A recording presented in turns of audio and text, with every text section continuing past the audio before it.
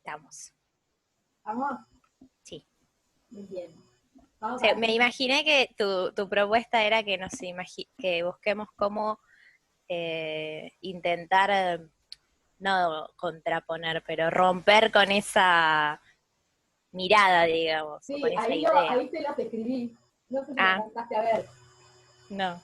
Ah, No, pues dejé el celular acá. les puse ahí en el Classroom. Bueno, para el recreo era cómo podemos intentar romper, cuestionar, ¿no? Eh, estos imaginarios que tenemos tan fuertemente arraigados. Justo recién estaban mirando que Aldana, ¿la conocen? Aldana, Aldi Ibáñez, sí. que está en la materia y me mandó un mail y me puso que se conectaba y desconectaba todo el tiempo internet en su casa y que por eso no se había podido conectar, pero bueno, por ahí se engancha en algún momento. Okay. Internet. Bueno, entonces, retomamos, ¿no? Entonces, cuando Guille, como vos bien decías, cuando Guille aquí nos dice en su video a modo de, sí, de un poco de humor y de mucho de trabajar con la cuestión escénica, la crítica de los medios, ¿no? Como, y sobre todo desde una composición en la trama narrativa que condensa mucho la lógica de producción del escenario y lo digital, ¿no? O sea, conociendo todo ese lenguaje y poniéndolo en práctica en sus videos, él igual tiene todo un bagaje teórico para poder posicionarse críticamente y para dejarnos pensando en esta idea, en este caso sobre el porteño, la centralidad. Entonces, lo que yo les quería decir antes de que se cortara, era, ¿cómo podemos hacer nosotros para romper con esos imaginarios que están tan fuertemente arraigados en la sociedad? ¿Sí? Digo, romper, cuestionar, desarmar, generarle la pregunta, ¿no? Pero antes de que pensemos en esa respuesta, me gustaría que retomemos un poco, ¿sí? Que retomemos un poco por qué esta construcción sobre lo nacional, sobre el ser nacional, sobre lo nacional y popular en tensión, ¿no? Lo nacional y popular en tensión, logra constituir imaginarios tan fuertes, tan enraizados y tan transmitidos de generación en generación. Sin que dejemos de pensar, ¿sí?, que estas construcciones son construcciones sociales, que tenemos este modo de comprender a la cultura nacional, a la cultura popular, al ser nacional, y podríamos tener muchos otros. De hecho, la propuesta del inicio de la materia tiene que ver con reconocer las condiciones históricas de el surgimiento y la consolidación de lo que nosotros llamamos sociedad mediatizada, ¿sí? Y fíjense que aunque el disparador inicial de la materia esté constituido y esté compuesto y esté elaborado con todo el conocimiento y con todos los saberes de lo digital y la digitalidad como modo comunicacional, nosotros para entender esto y para comprender las coordenadas históricas en las que se produce un discurso como el de Guille, tenemos que volver a pensar cuáles son los inicios de la sociedad mediatizada. Porque si no tuviésemos una sociedad mediatizada, ese producto que estamos analizando no tendría el valor que tiene. Y es muy probable que ni siquiera existiese, ¿sí? Entonces, la invitación de la materia es a pensar en el inicio todas esas producciones que vamos a ir analizando y que vamos a ir viendo y que vamos a ir esto de construyendo entre todos, darle un anclaje histórico que nos ayude a pensar en por qué es este modo de comprender el Estado Nacional, de comprender lo nacional y de comprender lo popular a pesar de las crisis en las que se encuentra lo moderno, la modernidad, de las reconfiguraciones del proceso de globalización, aún tienen un fuerte arraigo en nuestro sentido común, ¿sí? Entonces, para poder desarmar esos imaginarios, tenemos que comprender cómo se armaron, ¿no? Y en ese cómo se armaron nos vamos a detener inicialmente en esa transición entre la Edad Media y la modernidad, que nos narraba la película de Lucero, que nos narraba Thompson en Los Media y la modernidad, y que en el escenario latinoamericano usamos el texto de Jesús Martín Barbero, el largo proceso de inculturación dentro del texto de Los Medios a las Mediaciones, ¿sí? Esta fue como la propuesta inicial. ¿Qué tienen ganas de compartir respecto de esto? ¿Lo que vieron? ¿Qué les parece? ¿Por dónde va la discusión? ¿Qué apropiación teórica hacemos de la propuesta de los autores? O también de la peli, ¿sí? Bueno, mi consulta es, más que consulta se me pierde un poquito el sonido, no sé si me están escuchando bien, me sale un cartel acá. Sí, te escuchamos.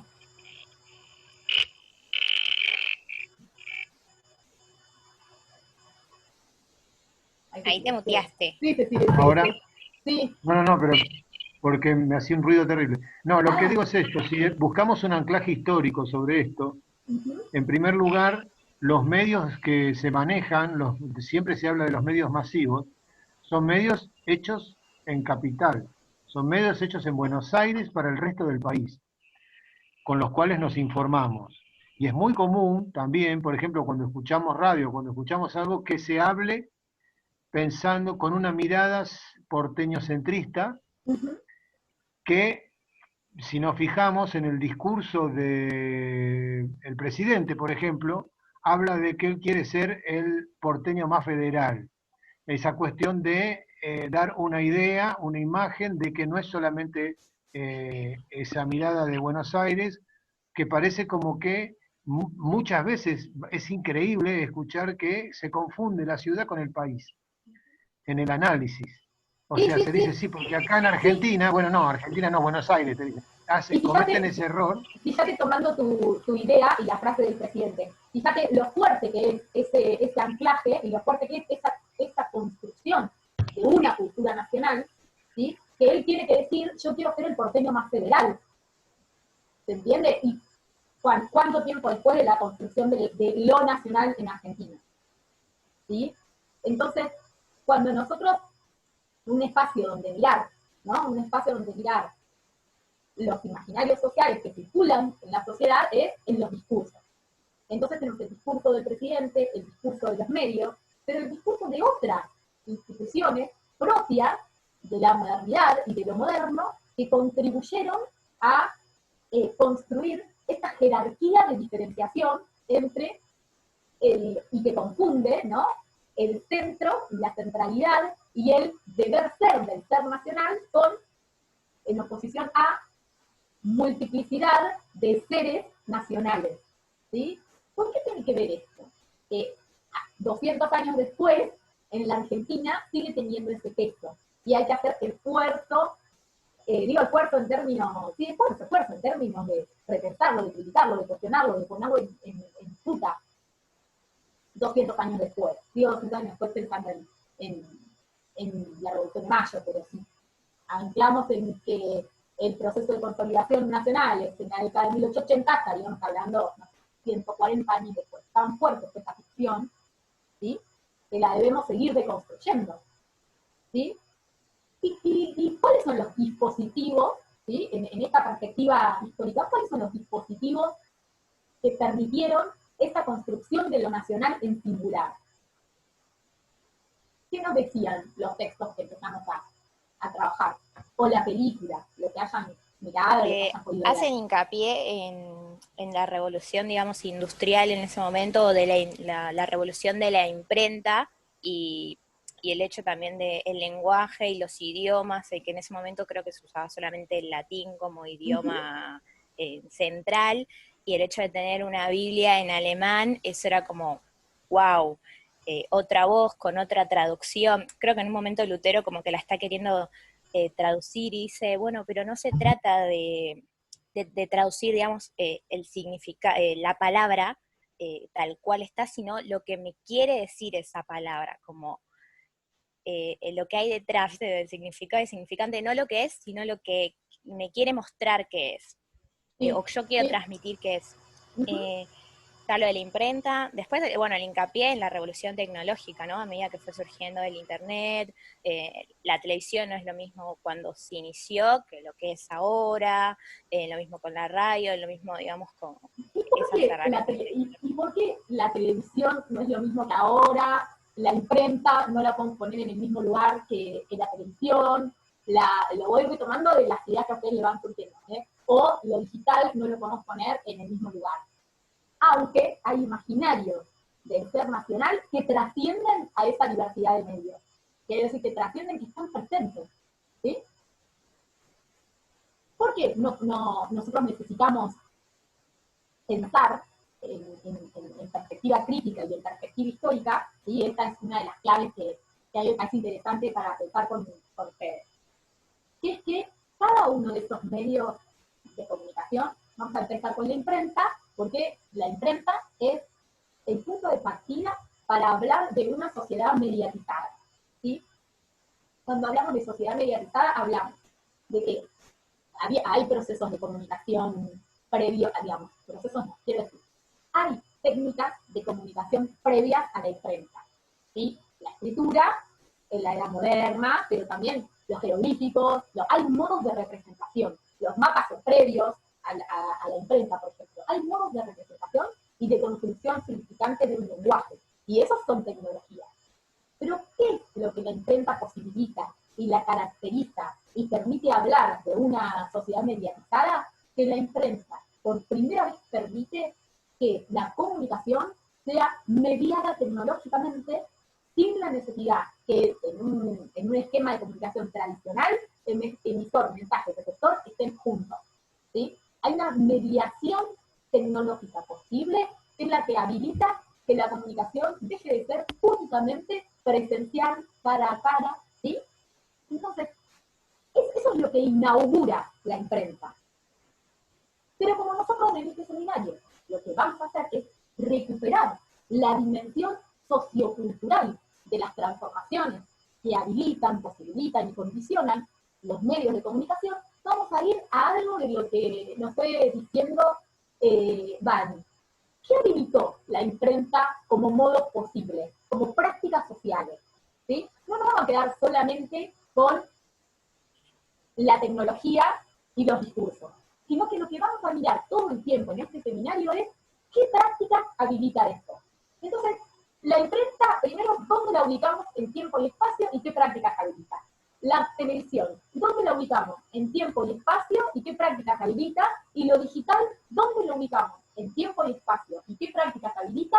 Y cómo todo eso, todas esas configuraciones, llevan a construir representaciones sobre lo nacional, ¿sí? Muchas veces en oposición a lo popular. Entonces, no. Esa es la tensión y la pregunta que nos vamos a ir haciendo. Entonces, si volvemos a pensar la primera que era la tecnología de la imprenta y la era inaugural de la comunicación mediatizada. ¿Qué prácticas hay ahí, en ese escenario? ¿Con qué lo tenemos que vincular? A ver. Me parece como que en el caso de la imprenta obliga a la posibilidad de aprender a leer. Solamente había una élite que leía, no, hay que masificar la lectura porque el interés popular hace de querer saber qué le brinda la imprenta. ¿Y Y cómo me se parece llama como que se eso de que... asemeja a lo que tenemos ahora nosotros. ¿Y cómo se Todos llama? tuvimos que ponernos a aprender a manejar los medios Bien. virtuales, al tema del Zoom, al tema de los teléfonos, eso lo tuvimos que aprender obligados porque la tecnología se nos vino encima, la imprenta se vino encima de la gente en ese sentido, por darle una imagen de que se viene encima, ¿no? Ay, sí, esa te la iba a cuestionar. Me viste la cara. No es que se le cayó a nadie una imprenta en la cabeza, digamos. Muy bien. Ahora, después vamos a Se pensar en esta relación tecnología-sociedad. Se acerca hacia obliga a la sociedad a buscar, a masificar recursos para poder interpretar esa comunicación. ¿Y qué es eso? A ver, ¿qué palabra es? ¿Con qué proceso, cómo se llama este proceso de se necesitó masificar el entender la escritura? ¿Multiplicidad de voces? Sí, pero ¿cómo se llama eso? ¿La qué? En términos prácticos. ¿Qué es? Si necesitamos aprender a leer, ¿qué necesitamos? Alfabetización. Bien, la imprenta necesariamente hay que vincularla con la necesidad de alfabetización. ¿Sí? ¿Por qué? Por lo que dice Guillermo. Porque para poder aprender, aprender es apropiarnos, ¿sí? Y aprender también en el sentido de aprendizaje. Pero para aprender una sociedad que va a ser mediatizada, primero la imprenta, después la tele, después el cine, después todos los medios, necesitamos tener habilidades, saberes propios. Sí, también porque el conocimiento es poder. Es como... Vamos, muy bien. ¿Y qué tensiones hay ahí en la película entre el conocimiento y el poder? A ver. Por ejemplo, el hecho de saber acerca de, o cuestionar lo que la Biblia decía, te daba la posibilidad de tener otra mirada y cuestionar creo que él cuestiona el hecho de que ese sector de la iglesia pedía plata para el camino a la liberación, a salir del purgatorio más rápido y demás. Entonces, si vos ofrendabas una moneda a la iglesia como que te aseguraba ese tránsito, el tuyo y el de tu familia, y cuanto más dinero vos le dabas a la iglesia, más rápido transitaban, digamos, ese camino. Bien. Y Lutero lo que dice es, no, o sea, la iglesia no tendría por qué pedir plata porque no se trata de dinero, se trata de otra cosa, Dios es otra cosa. Y de hecho él tiene como muchas conversaciones con Dios de por qué escribieron esto, y después como que también uno entiende que la Biblia es un texto escrito por hombres. Entonces hay como una intencionalidad y es ese conflicto que hay, y la gente empieza también a pensar diferente, que Bien. es eso, la imprenta posibilitó el pensar distinto y el contradecir lo que durante 1400 años se sostuvo, y que hasta el día de hoy hay una, o sea, por algo se sigue pidiendo, digamos, una ofrenda, y por algo la gente sigue teniendo contacto con una religión. Ahora, eso les iba a preguntar. Pero hay una, perdón. Ay, me voy a sacar la camisa, perdonen, no quiero ser desprolija, no quería estar en remera, pero estoy más cerca. Está muy bien. Ya estamos en confianza. Digo, voy a algo, Sí, justamente en el punto que toca Vanina, el tema de la Biblia, la religión, etcétera. Tengamos en cuenta que recién en el siglo XX, la Iglesia Católica decide dejar de dar la misa de espaldas y en latín, por una cuestión de acercamiento popular, y darla en el idioma de cada país y de frente. Esto lo determina, si no me equivoco, Juan XXIII, Papa Juan XXIII. O sea, también ahí hay una cuestión de comunicación que se estaba perdiendo, más allá de que sí, las Biblias ya se escribían en el idioma, digamos, lo de Lutero ya se estaba haciendo en todos lados, en la Iglesia Católica misma, no solo la que después fue la luterana, pero digo, es como que por una cuestión de comunicación, para la posibilidad de poder llegar masivamente, deciden esto, salir de dar la iglesia, dar la misa en latín, de darla de espaldas, para darla en el idioma y de frente.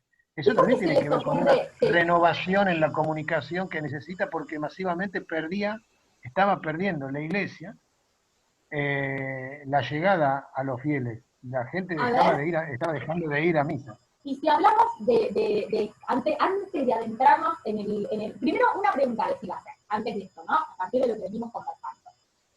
En este proceso de mediatización de la cultura, producción de la imprenta, las posibilidades que habilita la imprenta, ¿sí? Las necesidades de nuevos saberes, ¿sí? La alfabetización, la necesidad de nuevos saberes para aprender de estas tecnologías, condicionar nuevas prácticas sociales. Bien. Estas prácticas sociales no se dan de igual modo en todo el mundo, sino que toda práctica social después se espacializa ¿sí? Es decir, tiene un anclaje territorial y tiene un tiempo histórico. Fíjense que para hablar del proceso de la modernidad, yo les propuse la mirada de dos autores. Un autor que lo narra desde Europa, como el centro de la producción de todas estas transformaciones, y Barbero, que nos lo nombra desde el relato latinoamericano. Todo eso, ¿cómo fue acá? Y además de eso, ¿cómo fue acá? ¿Qué otras complicidades se necesitaron en América Latina para que sea posible la narración del ser nacional en singular? Es lo que nos convoca, cuestionar esa idea del ser nacional como algo singular. Separarnos, digamos, la Revolución de Mayo. A ver. Digamos, cortar ese vínculo con Europa y empezar a construir nuestra propia identidad, digamos, con la independencia, nuestra propia constitución, digamos, ser argentinos o ser Bien. latinoamericanos, porque, digamos, cuando pasó la Revolución de Mayo, enseguida algunos países lo fueron haciendo con alguna diferencia de años, pero fue como en un lapso todo junto, digamos. Fue como el proceso independentista en América Latina, que lo podemos situar entre 1806 y 1820, 1825, más o menos, ¿no? Sí, Como no sé historia. No, bueno, no pasa nada. No, pero está bien, sí, es en ese proceso. ¿no? 1806, 1830 sería. Más o menos. Es como ese proceso independentista en América Latina, que no es que nosotros fuimos la excepción, ¿no? Más allá de que muchas veces, desde la historiografía oficial, se han hecho pocos esfuerzos por pensarnos en términos de región y en términos de continente, ¿no? Se piensa mucho más en términos de revoluciones nacionales, ¿se entiende? Porque para seguir con esa ficción de lo nacional como lo articulador de lo social, ¿sí? Bueno, entonces, por ejemplo, si hablamos de la Revolución de Mayo y hablamos de la independencia, ¿qué instituciones hay ahí que contribuyen a esa narración de lo nacional? El Estado, la Constitución del Estado. Pero todavía no hablamos tanto de Estado en el periodo de la independentista. Fíjate que primero hablamos de primer gobierno patrio, triunvirato, estaba ahí como dando vuelta a la cuestión, ¿sí? Y ¿cuándo se empieza a hablar de Estado? El concepto de Estado-nación acá es para 1870, 1880, la construcción de Estado-nación. El concepto de Tenemos que pasar por varias, pasamos unas cuantas cosas primero, más allá de la independencia. Estamos ¿Cómo se llama ese periodo? Por la guerra civil. Bien. Estamos hablando de federales militares, hay que pasar todo eso primero para pensar en la construcción de un Estado-nación que se hace también con el tema de la Constitución Nacional. Estamos hablando de 1853, y todavía no es tampoco un Estado-nación. La vuelta de las guerras internas, o sea, también Buenos Aires, que quiere separarse, se separa del territorio dos veces, con una identidad mirando hacia Gran Bretaña, por ejemplo. O tengamos en cuenta, por ejemplo, Paraguay se independiza en 1811, 5 años antes que nosotros. Hay un imperio al lado, que es el imperio del Brasil, o sea que también la región tampoco es una región muy hegemónica. No. Y nosotros que tenemos una situación de un Estado que no se termina de conformar. Bien, entonces ahí en términos históricos, para nosotros todo el siglo XIX va a ser sumamente importante, ¿sí? Y doblemente importante.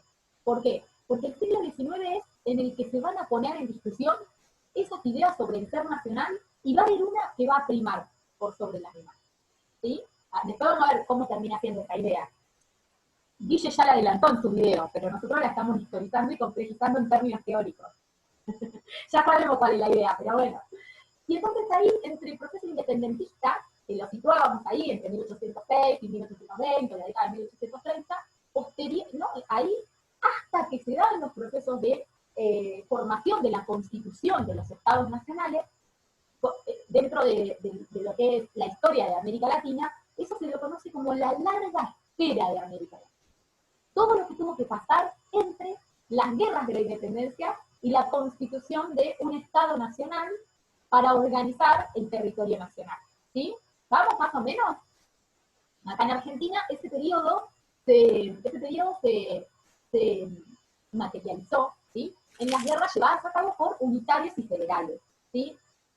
Pero más allá de no quedarnos solamente con la guerra en términos de lo más visible, sino cuáles eran las ideas, ¿sí? ¿Cuáles fueron las ideas en pugna durante todo el siglo XIX? Hasta que en la década de 1870 se empieza, ¿sí? Con esa sucesión de los gobiernos de Avellaneda, Saavedra y Mitre, se empieza a perfilar lo que en la década de 1880 va a ser el proceso de organización nacional, donde Argentina termina de cerrar este proceso de delimitación de sus fronteras y sumamente importante, de participación como Estado autónomo en la Organización Internacional del Trabajo. ¿Sí? Y ahí consolida las características que va de alguna manera determinar la vida institucional de todo el siglo XX. ¿Sí? El resultado de las disputas del siglo XIX y el Estado que la Argentina pudo configurar va a ser el que va a regir durante todo el siglo XX. No sabemos si durante todo el siglo XXI. Por ahora sigue siendo el mismo. Claramente con matices ideológicos en quien lleve a cabo la gestión del Estado. Pero el Estado sigue teniendo las mismas características de organización. ¿Que cuáles son? Hay un texto que yo les quiero recomendar un montón al que le gusta esta cuestión de las ideas en disputa, que es un texto de un autor que se llama Wando Ansaldi, perdón si me sabe, es un investigador, historiador de la UBA, y él tiene un texto, a mí me encanta, me gustó mucho ese texto. Tiene un texto que se llama, miren qué lindo título, que se llama Soñar con Rousseau y despertar con Hobbes. Y él ahí hace todo un análisis de cuáles fueron las ideas que estuvieron en disputa en el siglo XIX y cuál fue la que finalmente logró concretar y materializar el Estado Nacional Argentino. Cuando yo le digo Rousseau y Hobbes, ¿no? Soñar con Rousseau y despertar con Hobbes, más o menos vamos ahí a lo que estamos hablando, ¿sí? Estamos hablando de cómo fue la construcción del contrato social, ¿sí? De la sociedad contractualista, cuál iba a primar. Pero bueno, a ver, ya hablé un montón, me parece, ¿no? ¿Se aburrieron? No, mira, Seguí. En la cuestión de la información previa de lo que estábamos hablando, podemos ver también una discusión, una guerra mediática. Es muy interesante durante la guerra con el Paraguay, la discusión entre los diarios de las provincias con los diarios de la capital. Sí, Guille, gracias por eso que me apuntás. Esperá, un poquito antes de lo que vos me apuntás. Cuando pensemos esto, la relación entre el proceso independentista en Argentina, 1810, y la fundación de la Gaceta como medio propio de producción y difusión de las ideas en pugna de la época. Ahora seguimos. Digamos, que ese siglo XIX de configuración de lo que iba a ser el ser nacional está en nuestro país íntimamente ligado con la llegada de la prensa. Sí, totalmente. Mariano Moreno, todo el tema de utilizar la prensa como medio de propaganda incluso para fogonear la Revolución de Mayo. Moreno, Belgrano escriben en la prensa, bueno, era porteña, pero no por una cuestión en ese momento no podemos hablar, estamos hablando de una aldea. No podemos hablar de un centralismo porteño tampoco, no, pero sí no. como primeros medios de comunicación, sí, y sobre para difundir la idea revolucionaria hablando de Rousseau, para la Revolución de Mayo. Esa transformación con el tiempo, la misma Gaceta, sin Moreno es otra cosa, y empieza a hablar de otra cosa, un proyecto, lo que decíamos antes de la mirada sobre Europa, sí nos independizábamos de España, pero ¿cuál era la mirada? ¿Queríamos separarnos de Europa o no? Ahora era eurocentrista la mirada. Tal cual. Muy bien. Cambiábamos España por Francia o por Londres. Inglaterra, claro. Sí. Claro. La mirada de Gran Bretaña como el gran proveedor o el gran comerciante en ese momento. Bien. y Buenos Aires vuelve a ser el centro que mira otra vez hacia Europa, no ¿Y cómo se hacia adentro. traduce eso? ¿Cómo se traduce eso en el imaginario social? ¿Qué fue? Si nosotros hablamos del siglo XIX, mirar a Europa. Se instala como Buenos Aires como centro siempre. Sí, y ¿cómo se lo Siempre. nombra eso? Sí, y si Buenos Aires es el centro, ¿el resto qué es? Hasta el día de hoy.